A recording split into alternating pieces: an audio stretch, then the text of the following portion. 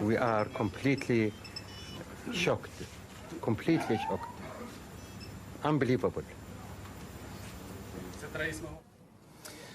Right, that's the view from the Palestinian side. Joining me now here in the BBC World studio is the former Israeli Prime Minister Ehud Barak, who's in London at the moment. Mr. Barak, welcome to BBC World. First, your reaction, having heard what's happened. At least 4 planes have been hijacked, and there may be more. The world will not be the same from today on. It's an attack against our whole civilization. I don't know who is responsible. I believe we will know in 12 hours. If it is a kind of bin Laden organization, and even if it's something else, I believe that this is the time to deploy a globally concerted effort led by the United States, the UK, Europe, and Russia against all sources of terror. The same kind of struggle that our forefathers launched against the piracy on the high seas. In your position as Prime Minister, Defence Minister, also formerly in the Army, were you ever aware of any incident planned like this? Not in the dimensions, but different elements where there clearly there was an attempt on the Twin Towers. A few years ago, there was an attempt to explode the Holland tunnel leading into Manhattan. But of this size and a simultaneous attack, I don't think that anyone had predicted it in advance. Is it something that security services, intelligence services could ever have got wind of? I'm not sure, but this is not the case. It really happened in front of our eyes, and the question is what should be done in regard to it in order to avoid it in the future. It's going to be a tough struggle. There will be many tough and painful moments along the way, but I believe that if we will coordinate diplomatic, operational, intelligence, and economic activities that will not let them land at any airport and will isolate automatically any nation that is ready to host terror or support them. By doing this consistently along 6 or 10 years, we will reduce dramatically this challenge to all our way of life. Your words, Mr. Barak, are very similar to the words used to justify missile defense in the United States, which may have taken another 10 or 15 years. Here we've seen low-tech hijacked by those with evil intent.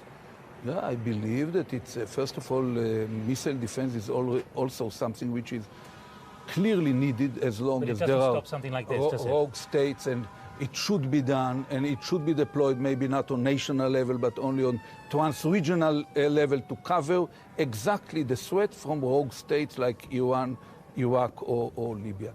But in this area, we will suffer. It will not be so easy to go aboard an airplane in the near future, but we have no way but to stand firm facing terror.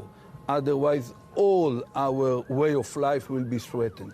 And to stand firm means to isolate from the world every nation that is hosting them and calling every terror thug with the accurate name and be ready with all the pains that come with it to act upon our observations.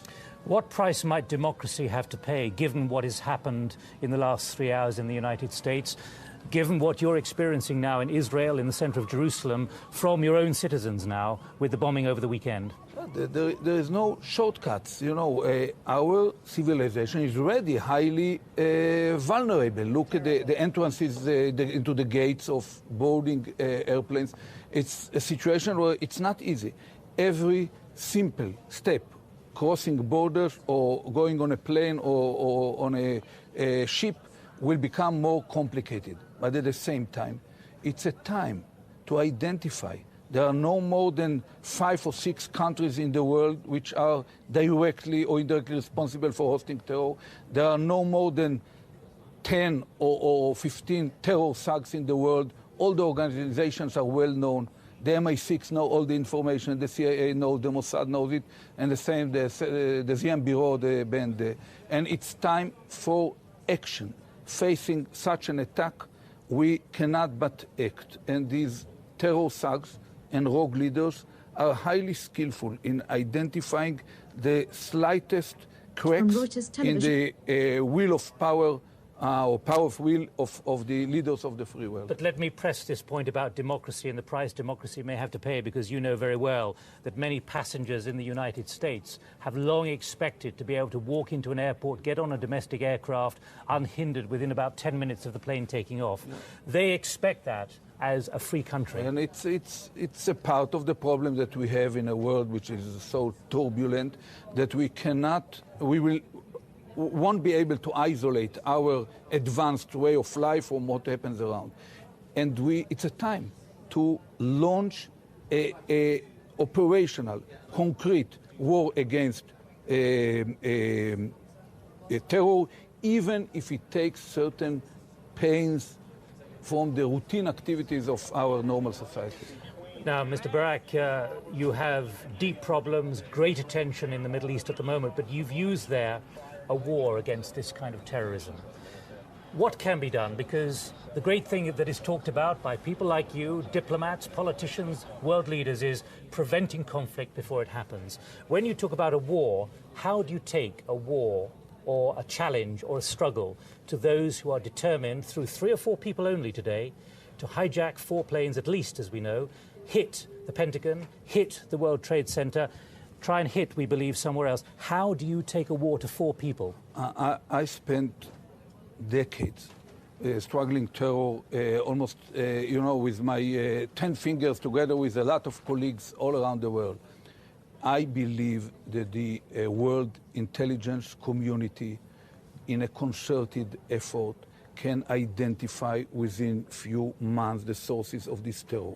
They can identify the places where they are deployed on Earth. Every such a place is within certain country. The bin Laden sits in Afghanistan. There is a source of terror. Who else do you identify, though? Because we're not saying he's responsible for this necessarily. No, we don't say that he's necessarily responsible. We know where other terror thugs are living.